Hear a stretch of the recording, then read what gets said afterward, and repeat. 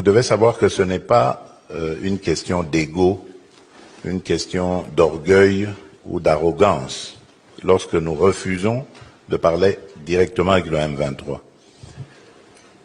D'abord, la première raison, c'est parce que le M23 a massacré des populations et a bombardé des camps de déplacés où il y avait des femmes et des enfants.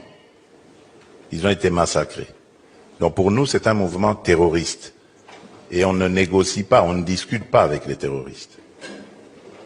La deuxième raison, c'est parce qu'il y a le processus de Nairobi.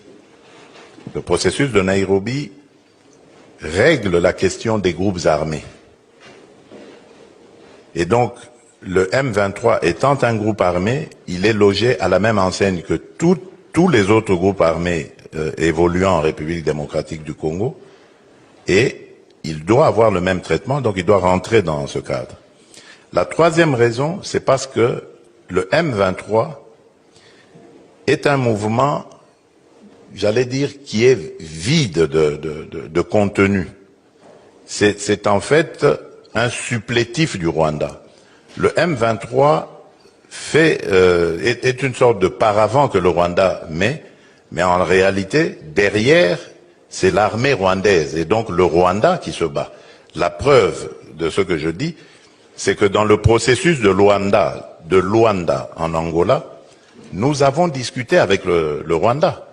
Si le Rwanda n'avait rien à voir dans ce conflit, pourquoi est-ce qu'il répondait aux invitations du facilitateur pour discuter avec la République démocratique du Congo? Donc vous comprenez que c'est le Rwanda qui se cache derrière et qui envoie un mouvement dit de Congolais qui vont venir à la table des négociations pour parler des intérêts du Rwanda. Alors, autant, nous disons, autant discuter avec le parrain lui-même pour qu'il nous dise c'est quoi ses intérêts, au lieu de perdre notre temps et notre dignité à discuter avec un paravent.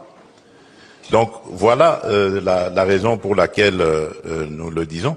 Et quand vous dites que ça ne va pas faire avancer, mais si ça va faire avancer la paix, parce que comme je vous l'ai dit, le processus de Nairobi est là, et le processus de Nairobi était justement inspiré pour régler la problématique des groupes armés.